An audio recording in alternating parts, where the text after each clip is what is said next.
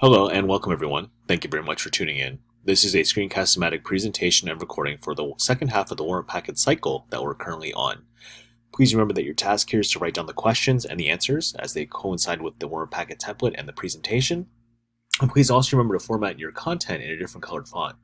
Remember that when you're finished, you may gladly submit the warrant packet template as long as all the questions and answers from this cycle are in fact completed.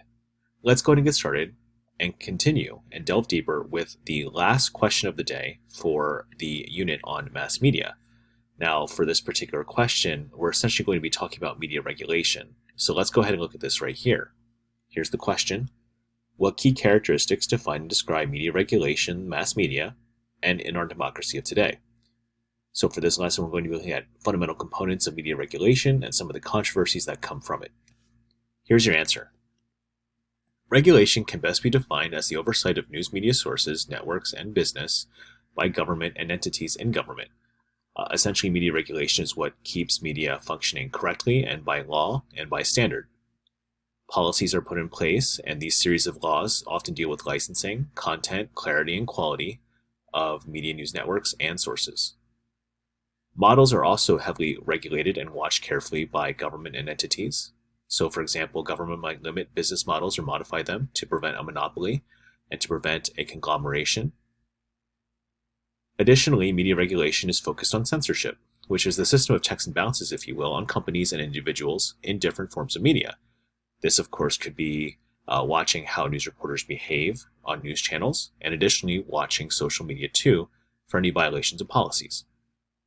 Media regulation can also pertain to ratings. Ratings, of course, refers to the system of marks pertaining to content, quality, and controversial material and characteristics on, say, movies, TV shows, video games, or any other form of media. Additionally, media regulation has had an impact on our democracy, especially in times of late. Ensuring free speech is really important in a democracy. However, keeping a watchful eye of companies and individuals is also important too for the safety of everybody. Only time will tell how our country deals with media regulation moving forward as technology and our media changes. Let's proceed to the next question of the day. For the next question of the day, we're essentially going to be looking at the legislative branch as we start the first lesson in the next unit in government. This question is, what is the legislative branch like today? Provide some basic characteristics that define this branch of government. In this particular lesson, we're going to be looking at Congress in a flash, why departing members of Congress from the last congressional cycle describe their job as difficult in today's times, and also some vocab terms as well. Here's the answer to the question of the day. How can we define Congress? Well, Congress is essentially the lawmaking body of our American government, and they set and establish policies. These policies help our government and society function and run. Congress, unfortunately, today is pretty much dubbed and known for many different types of negative characteristics. They are called ineffective.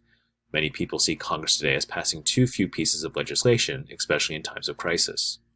Many people today say that Congress is divided. Many people view Congress as being too divided amongst party lines, to be specific.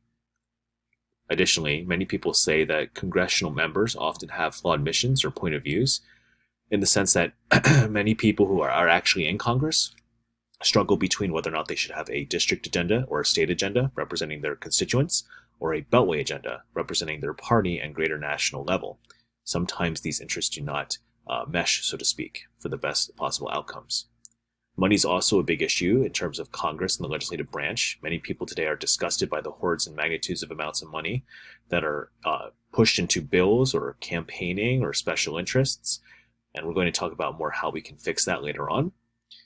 And additionally, many people are just disdainful or distrustful of Congress as well. Many people today just believe that Congress doesn't represent the best of our society and our democracy due to intense fighting, of course, partisan politics, and of course, a lack of true transparency amongst many different types of agenda issues. So there you guys have it. That is the answer to the question of the day for this lesson and also the previous lesson. Thank you very much for tuning in, and remember you can hit submit when you're fully finished.